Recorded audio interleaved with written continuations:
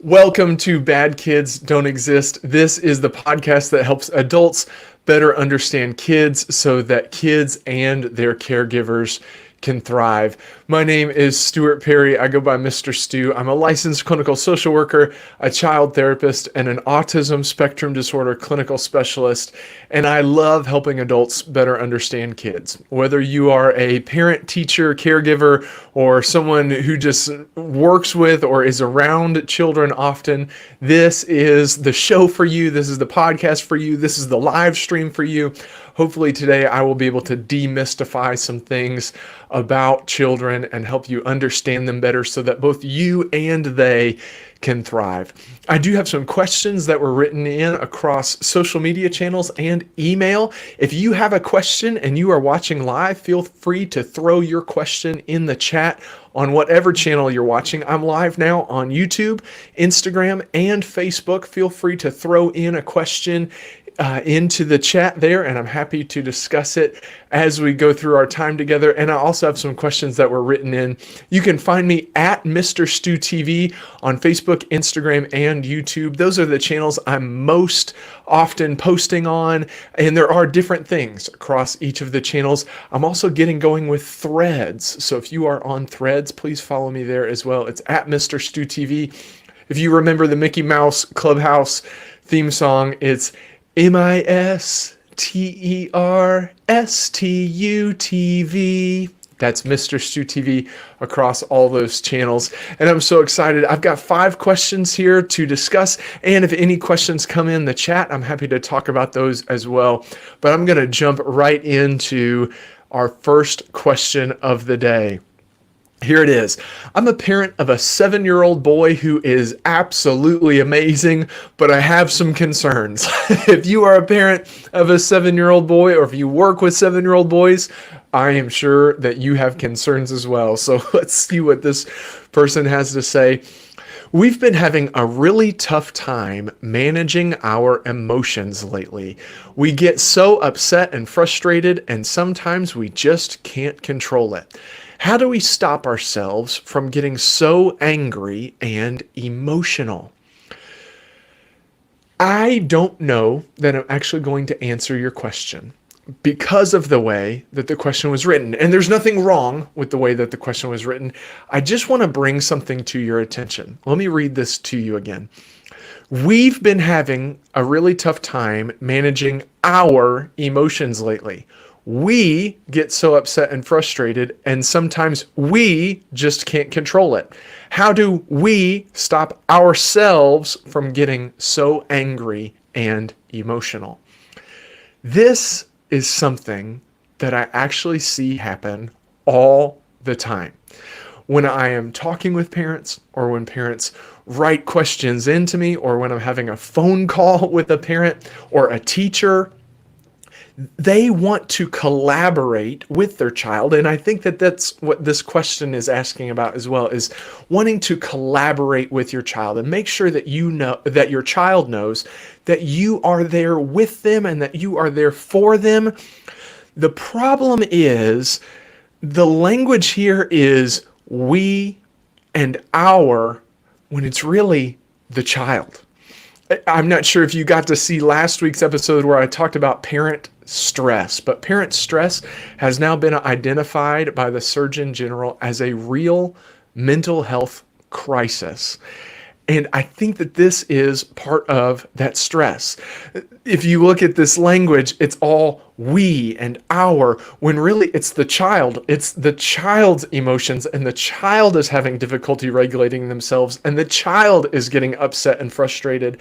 And it's important that, yes, we use language to let the child know that we are there with them, but we also need to let them know that they are separate from us. When you are using language like we and our, when really it's the child, that enmeshes you into the child and enmeshes the child into you, and it's hard to separate things, and things become personal that aren't personal, and things become overwhelming that aren't really yours to deal with, and it becomes your problem to manage your child's emotions rather than helping your child learn how to manage their emotions. I'd really, rather than answer your question about how to stop a child from getting so angry and emotional, I'd really encourage you to separate yourself from your child, to really let your child know that, yes, they are having a tough time and they are feeling angry, or they are feeling sad or scared or upset or overwhelmed or whatever the emotion might be. But it's not you feeling that emotion, and it's not your problem to manage that emotion. It's up to them to manage that emotion, and you will be there with them, but it's not we are having a tough time controlling our emotions. It's they are having a tough time controlling their emotions, and I would like to know how to support them through that process. I know it might seem like something that's pretty trivial to discuss, but it's really important that we separate ourselves from our children or from the children that we work with, because they need to have autonomy.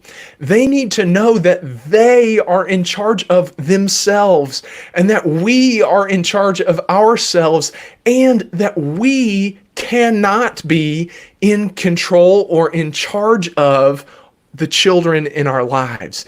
As much as we want to help them and support them and be there for them and love them and care for them and do everything we can to make sure that they are feeling supported and loved and cared for, they're still separate from us. And when that becomes distorted, when it starts to become this we and our, when really it's them and they and theirs, then it starts to become our burden to carry, and we feel like we have to control children. But remember, it's not about trying to control children. It's about helping children learn to control themselves. So that's what I'd really encourage you to do, is when your child is having a tough time, or when they are feeling frustrated, or when they are feeling angry or sad or scared, use the language, you are feeling angry, you are feeling scared, you are feeling upset. I don't mean to do it like that. That was a mean way to do it. But if it's, hey, I can tell you are feeling angry right now and you are having a tough time, rather than, I know we are having a tough time right now.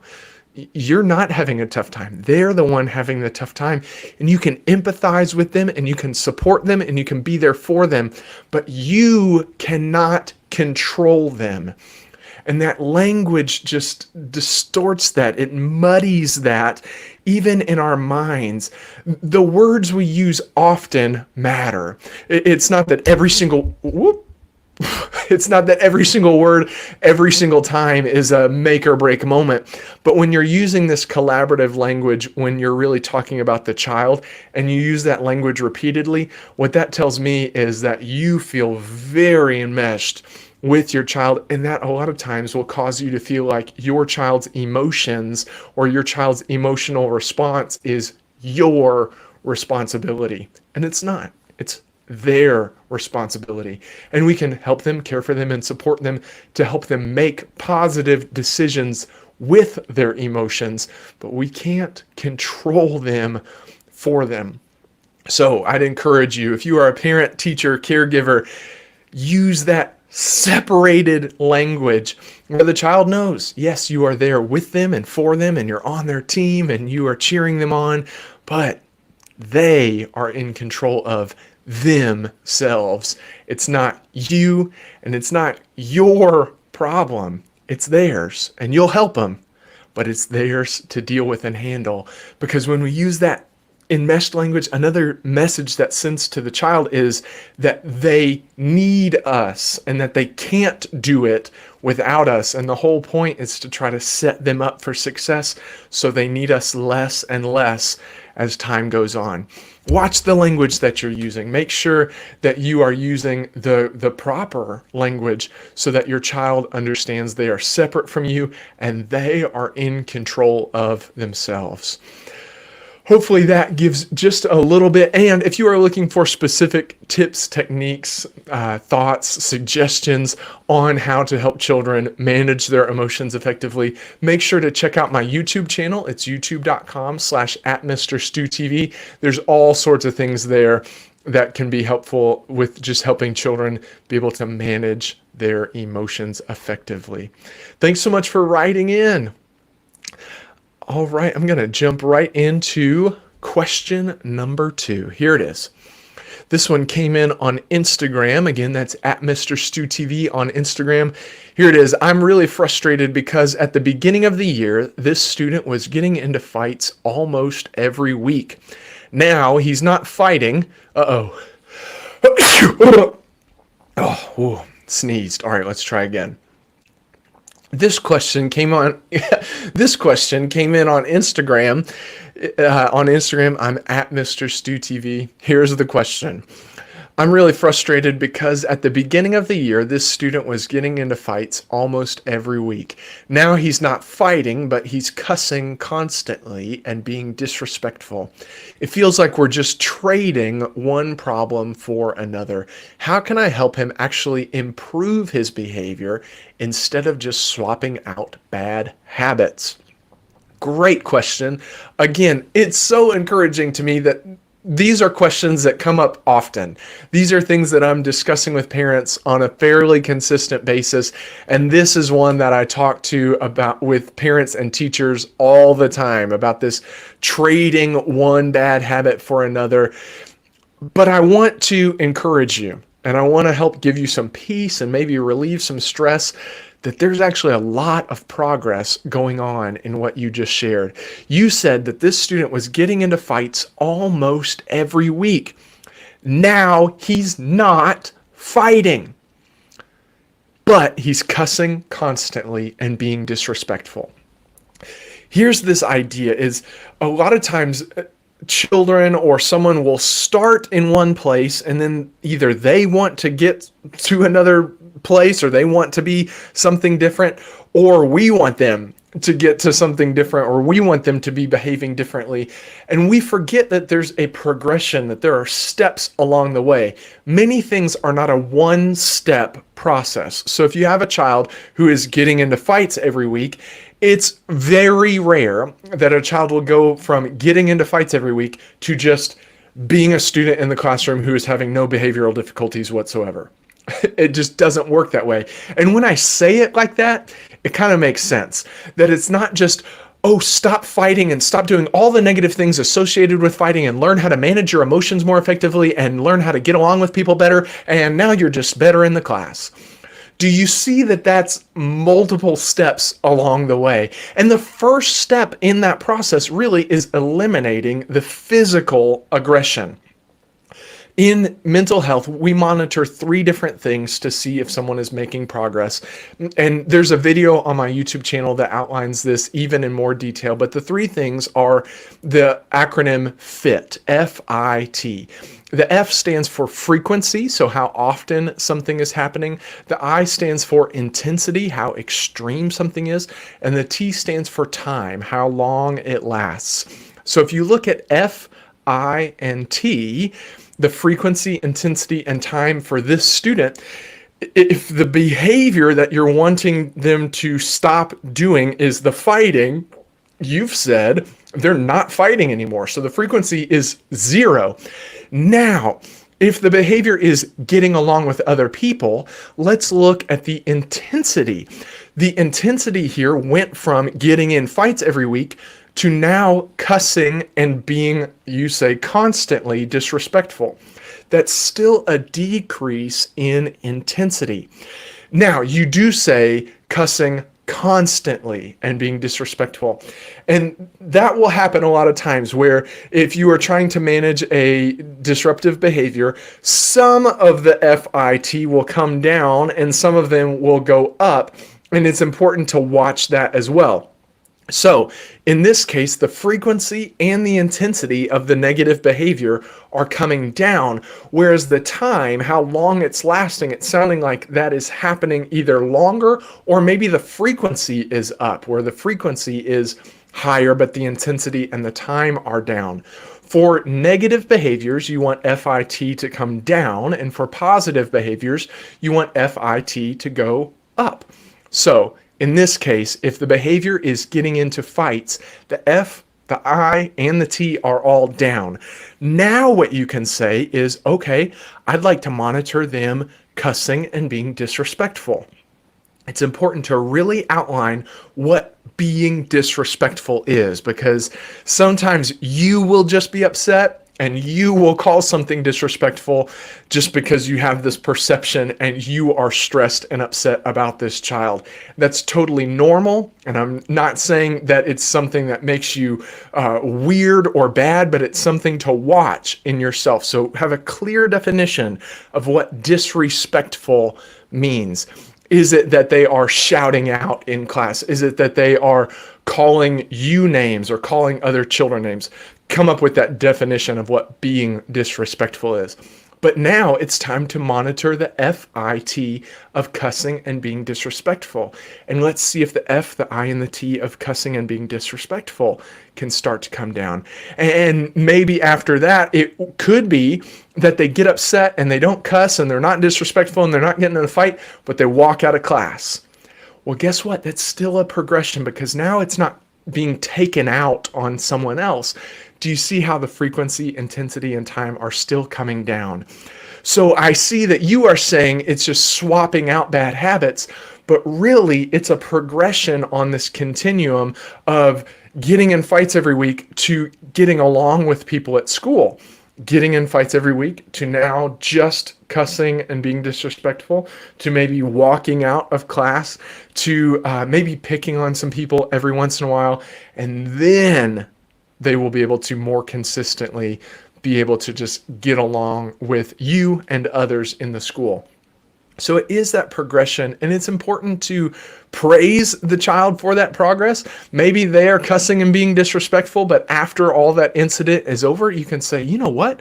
But you didn't get in a fight this time. How did you keep yourself from getting in a fight? And call to their attention that, yes, that behavior was still disruptive and it was still not a behavior that you want to see often, but you see how hard they're working and you see that they're making some progress. So rather than calling it swapping out bad habits, look at it as moving along this continuum, and you can see if the child is making progress or if they're falling back by monitoring that frequency, intensity, and time. Hopefully that's helpful. Thank you so much for writing that question in, and be sure to encourage kids, even when they're still being disruptive. Guess what? They're children. They're going to be disruptive sometimes, but praise them for the things they are doing well, and then you'll see more of that positive growth as they see that you see they're working really hard. Kids are doing the best they know how to do, even when they're disruptive sometimes. Thanks so much for that. I'm going on to question 3. This one was actually written in as an email. This went to question@mrstewtv.com. That's another place where you can write in your questions. If you don't want to send it in on social media or you don't want to post it in the chat, you can write into question@mrstewtv.com. And here is the question that came in through that email. We've been noticing, and I assume that this is a team of people at a school, so we've been noticing that my student has a lot of trouble focusing and staying on task. He also gets really anxious and shuts down in new situations. Does this mean he might have both ADHD and an anxiety disorder? Should I be looking into more diagnoses to figure out what's really going on? Great question. First off, it sounds like this is a student. So if you are a teacher, guess what? It's great. You don't actually have to worry about what a diagnosis of a student is. That's not your job. And that's a great thing to know, is you don't have to diagnose them with anything. You can know that they need some support, but you don't have to know what their diagnosis is, and you don't have to try to create a diagnosis for them or try to come up with a diagnosis for them. But this is a question that comes up fairly often, especially about focus. And let me talk to you just about this idea of children being able to focus. There are so many different reasons why a child might have some difficulty focusing. And the number one reason that a child may have some difficulty focusing is because they think that whatever they're trying to focus on is boring. That's it. That's the number one thing. It's because they're children and it's hard to focus on things they find boring. As adults, we do the same thing. If we are listening to someone and that person just keeps going on, maybe some of you are feeling that way right now about me, and they're just going on and on and on and on. It can be really easy to tune out because we just don't find it engaging. We don't find it as something that we need to focus on. And that's the number one thing that makes kids not be able to focus. It's not ADHD, it's not anxiety, it's not trauma. It is just they're bored. They don't find whatever it is that they're supposed to be focusing on interesting enough to give focus to. That doesn't mean just let them not focus. We have to help them learn how to do that. But it could be that there's absolutely nothing going on. They're just bored, or they don't find this subject or this topic or even school in general engaging to the point where they want to pay attention to it. And that's okay. That means that they're a child. We have to find some ways to support them and help them find out their own reasons for becoming engaged. And we have to work on ways to engage them, all that. But it doesn't mean that there's something major going on. It doesn't even mean that there is a diagnosis.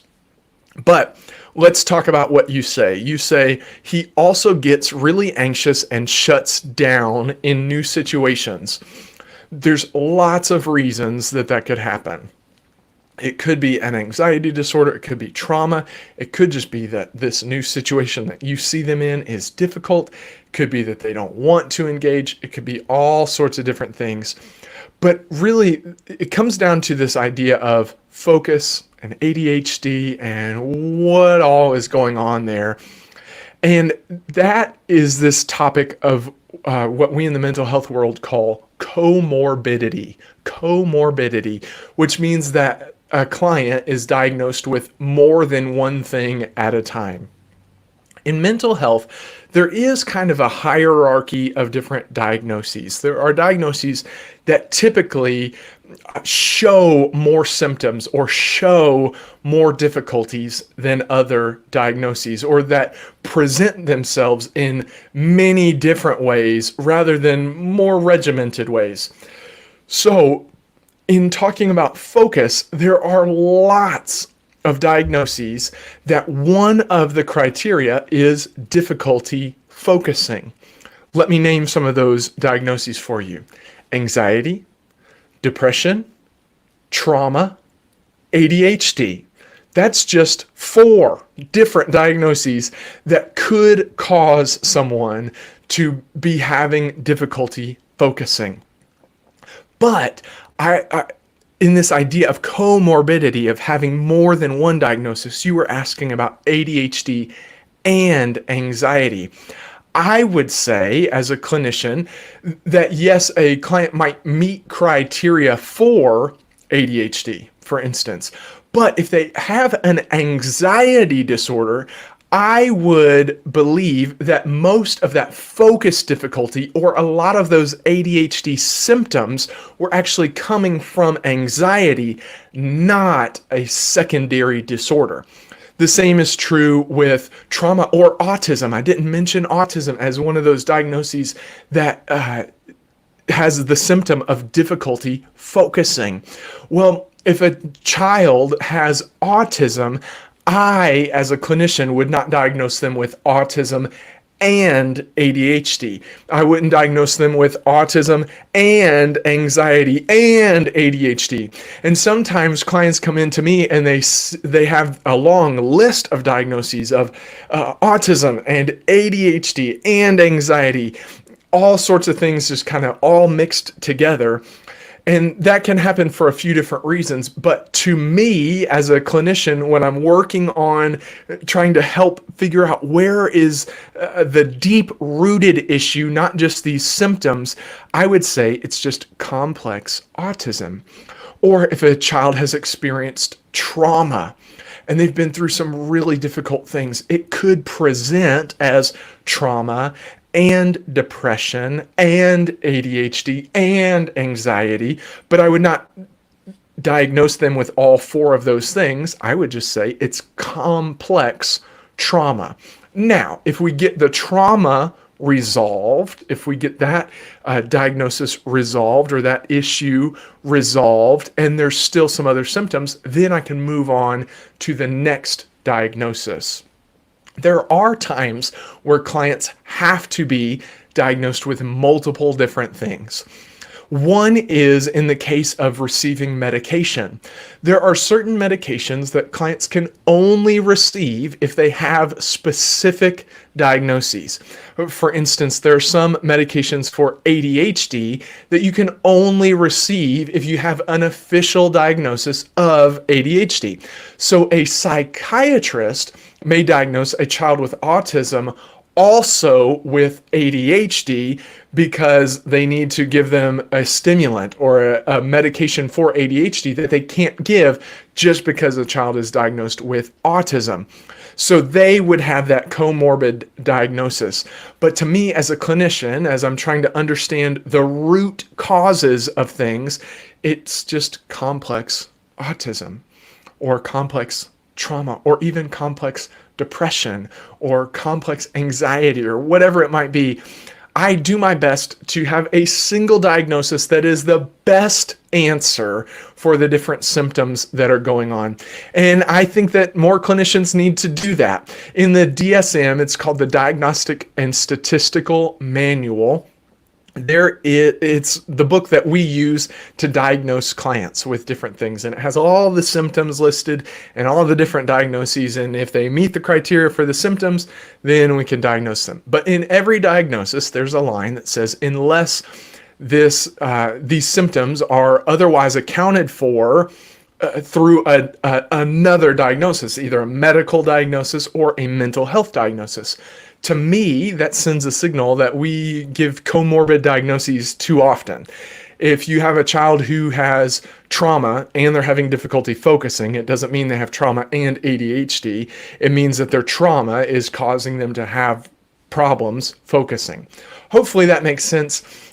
You were asking about this comorbid diagnosis of anxiety and ADHD, and I would say that it sounds like from what you're describing, and I've not met this child, so I can't give an official diagnosis, but if they're shutting down in new situations and they're having difficulty focusing, and you can tell that they're overwhelmed by thoughts of different things, that sounds much more like anxiety that is presenting with some of the symptoms of ADHD, but not that comorbid diagnosis of ADHD and anxiety. Hopefully that answers your question. Again, I see it all the time where clients come in with a long list of things, but one of those things will be trauma. Well, trauma can present as so many different things, or they'll come in with a long list of things, and one of the things is autism. Well, autism can present as so many different things, and we need to be reminded as clinicians, there is that line that says, unless these symptoms are better accounted for through another diagnosis. Keep that in mind, clinicians, and keep that in mind, parents and caregivers, as you are working with your children and working with the clinicians who are working with your children. Oftentimes, it's not 6 different things. It's one very complicated thing that's presenting in 6 different ways. Or it might be 2 things that are presenting in 6 different ways, but not 6 different major problems all going on all at once. And that can seem overwhelming if your child is diagnosed with autism and ADHD and anxiety and depression, and it's like, oh my gosh, which one are we supposed to tackle? Well, really, it's autism. It's autism that's presenting in all these other ways. Or if your child has experienced trauma, and that's already overwhelming, so they're diagnosed with trauma and anxiety and depression and ADHD, and so what are we working? We're working on trauma. It's just presenting in a lot of different ways. Great question. Thank you so much for writing in. I also need to acknowledge that tomorrow is Teacher Appreciation Day. Thank you so much, teachers. As I'm recording this, it's tomorrow. It's October 5th, 2024. Today is October 4th. Tomorrow is October 5th.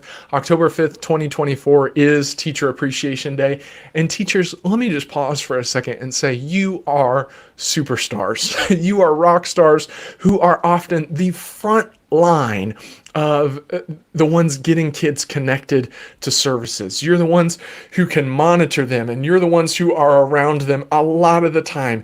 Many kids spend more time with their teachers than they do with their parents, and we can talk about all the different things about that, but it's a fact.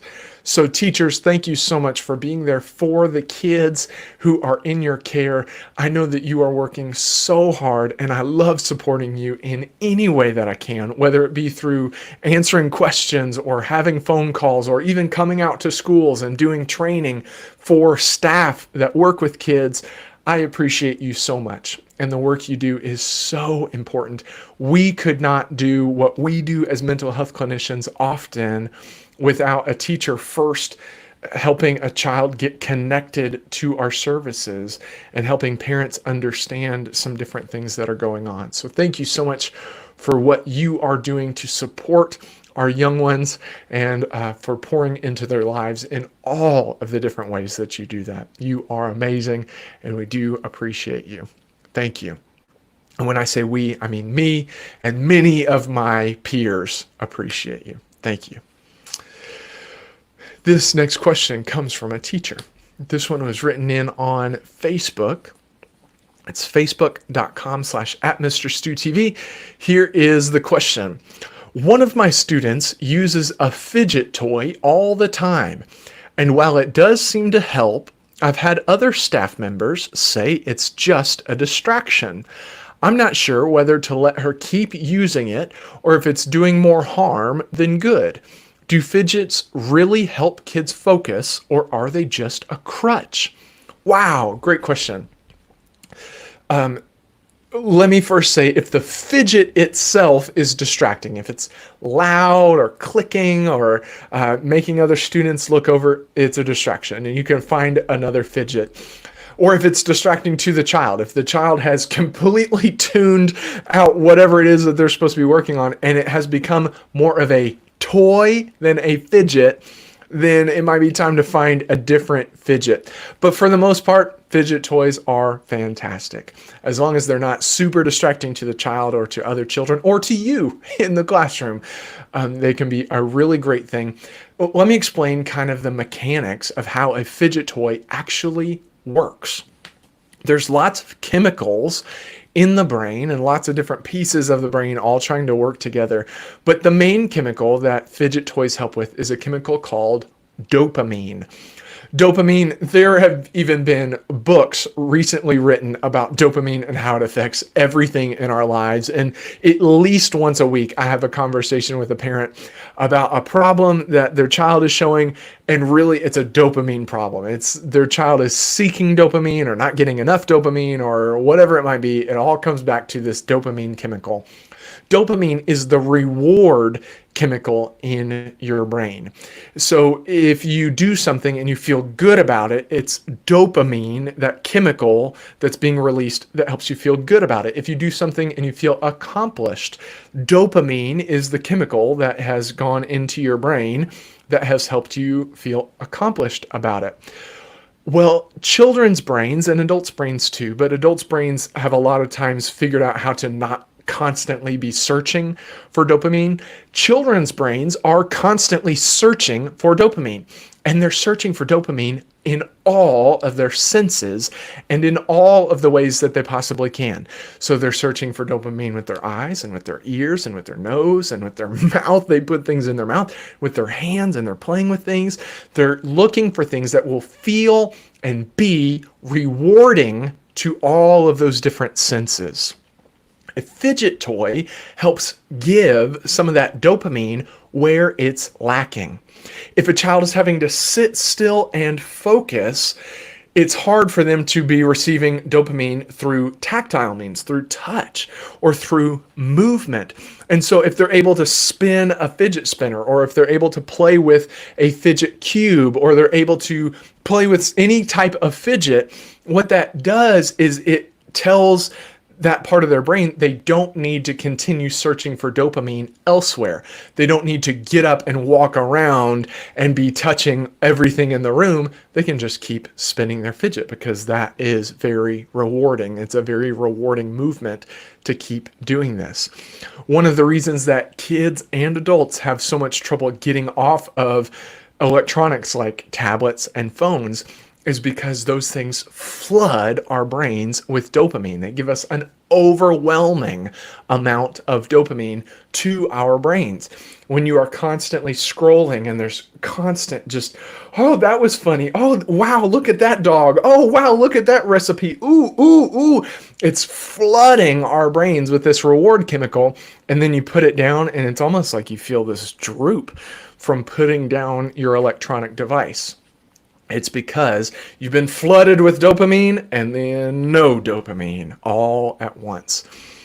So fidget toys can help give kids that dopamine so they don't have to search for it in other places. Unfortunately, the best fidget is chewing gum. Yes, chewing gum. It has a touch to it. It has movement to it. It has smell to it. It has taste to it. And we have told kids they cannot chew gum, even though if they could chew gum, they would be able to stay in control of themselves much, much better. I advocate all the time to begin letting kids chew gum again. And people say, oh, well, they stick it under the desk. Well, guess what? If they stick it under the desk, they don't get to chew gum for a period of time, then they can earn back the gum. But we can't just take it away and expect kids to also know how to control themselves in the future. I advocate that we give gum back to kids because it's a great fidget that helps them be able to stay focused, especially with their eyes, because that's the one thing that gum does not do. It does not give any sensory perception to the eyes, to the, I forgot the name of that, to sight. It doesn't give dopamine to sight. So kids can sit and watch something and be chewing, and yes, they got to keep it down, all that, but they can sit and they can be chewing the gum and looking at that thing. Anyway, that was a separate conversation. Fidgets can be great. Make sure they're not too distracting, and you don't want it to be a beach ball or a basketball where the child is dribbling it and it's making lots of noise and distracting everyone else in the class, and it's requiring too much focus from them. You want it to be something that can be fidgeted with, for lack of a better term, where they can be quiet with it and they get that little movement and that little tactile dopamine, and they're able to not search for the dopamine there so that they can stay focused on the task at hand.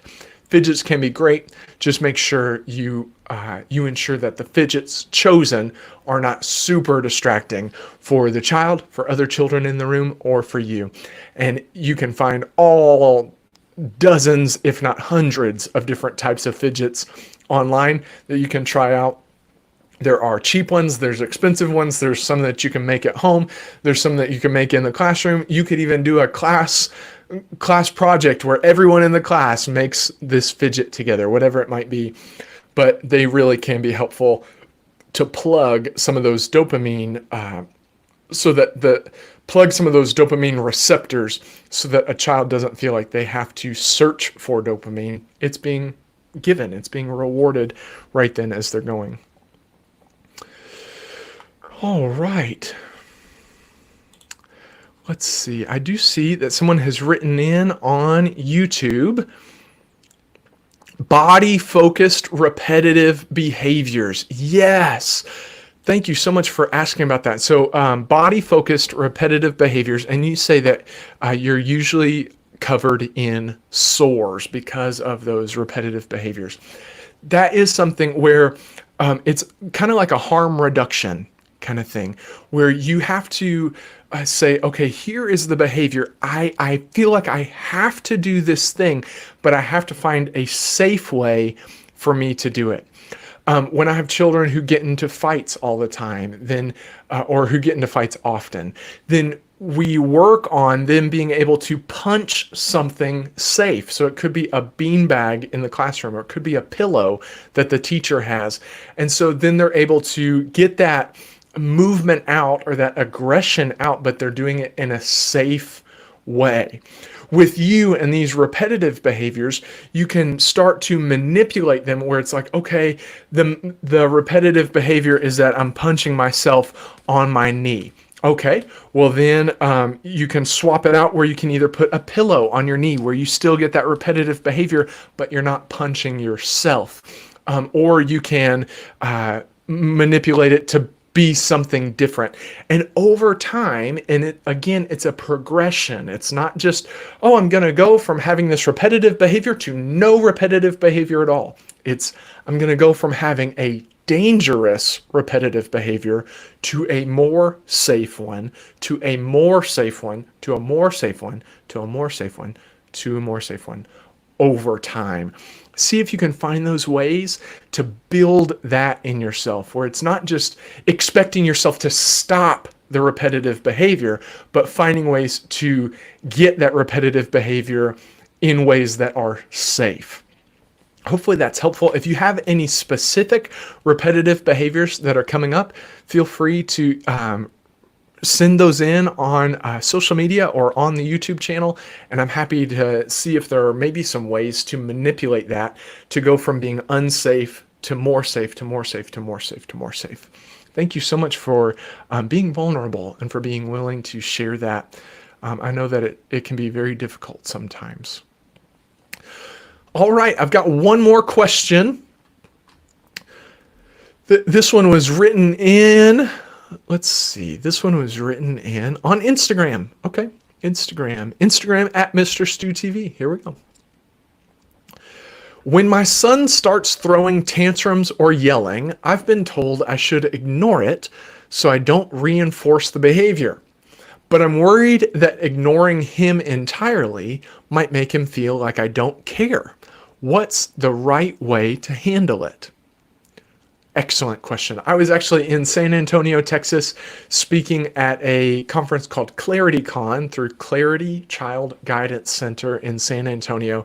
And this question came up. It was a similar question where people were asking about, like, we've been told to ignore the behavior, but how do we ignore the behavior and still let the child know that we care about them?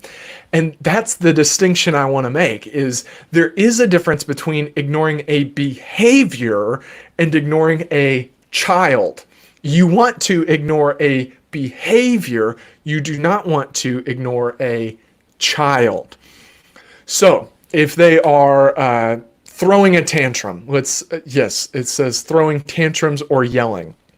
So if they're throwing a tantrum, let's say they're sitting on the ground and they're banging their fists on the ground and they're going, I don't want to, I don't want to, I don't want to. You can look at them and you can say, I can tell you're having a really tough time. But you're not going to call attention to them banging and screaming, because if you call attention to it, then what that tells them is, ooh, see, this is getting their attention. I need to keep doing this, because when I get their attention, I get more of what I want. So you don't call attention to the negative thing that they're doing.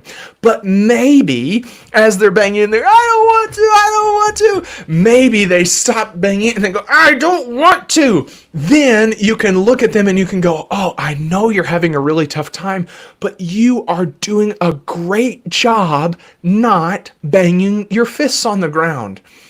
Now you are not ignoring the child. You are actually praising the child, and you are ignoring all the negative behavior, and you are showing them the way you get more of my attention is by doing the more positive thing. And you're showing them you are the one in control of this. You are the one who can control you. You are doing a great job not banging on the ground anymore. You are sending all sorts of messages through very simple phrases, and you're not ignoring the child, but you are ignoring negative behaviors. This is where things have gotten all sorts of warped and morphed in the world of mental health. And in our world today, people say that therapists say we should just let kids do whatever they want. That is not true. People say that we tell people to ignore their kids. That is not true. People say that we have said that if you just ignore it, it will stop. That's also not true. There is multiple steps associated with all these things. It is not that you just allow your child to do whatever they want. It is not that you ignore your kid. It is not any of those things. It is you have to ignore the negative behavior and give lots of praise, lots of focus, lots of attention on the positive behaviors so that your child sees the way to get your attention is to do more of the positive things that they know they can do. That is really the message that we try to send as therapists, but has gotten warped into, see, they say, just let your kid do whatever you want and don't do anything about it. Just ignore them. That's not what we say. It's not what I say. Maybe other people say it, but I don't say that. I say you have to ignore the negative as much as possible. If it's a dangerous behavior, call it out. If it's something that has to stop, call it out.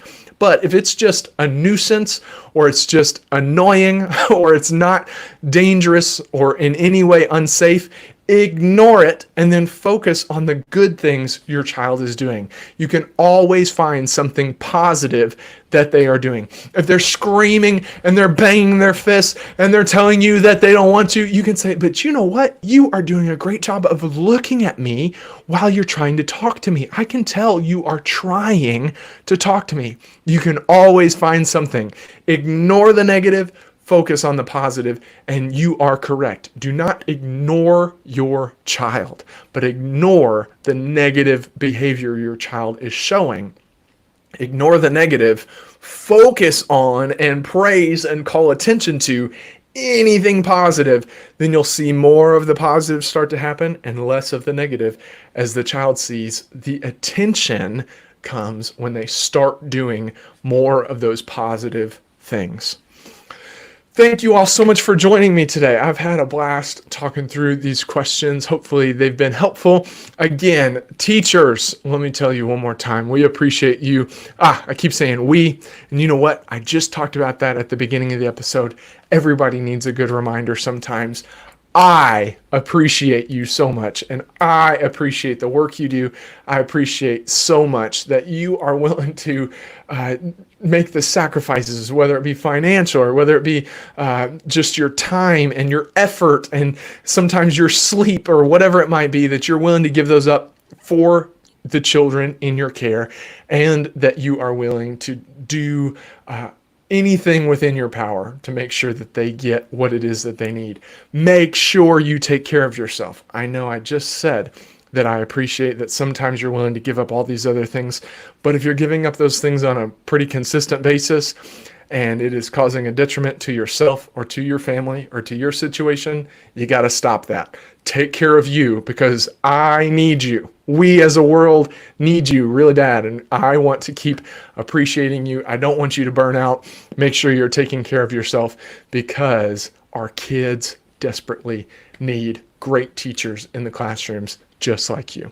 Thanks so much for tuning in today, and I will see you again next week. Remember my book, Putting the Pieces Together, Understanding and Supporting Children with Autism Spectrum Disorder, comes out on Thursday, October 10th. I'm so excited for the world to finally see it. It's available for pre-order now on Amazon, and it will be out in less than 1 week. But I will be back next week to answer more questions and talk more about the book. Until then, remember, some things exist, some things don't. Bad kids don't exist. See you soon. Peace.